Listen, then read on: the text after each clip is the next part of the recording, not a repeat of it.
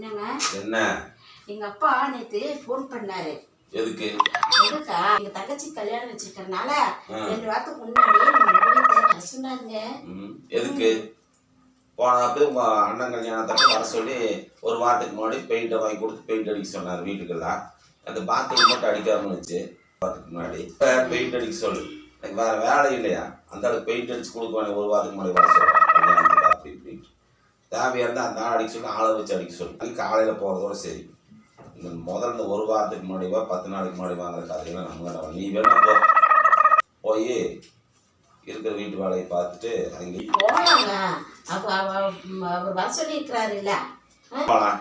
நீ போய் ஏதாவது பெயிண்ட் அடிச்சுட்டு டப்பா வச்சிருப்பான். போன தடவை துணியாளா சரி பக்கெட் இல்லைண்ணா அதை வாங்கிட்டு வந்து இந்த தடவை வச்சுக்கோ. கடைசியில் பாத்ரூமில் வைக்கிறது அதுக்கு தானே வர சொல்கிறான் பக்கெட் கொடுக்குறது.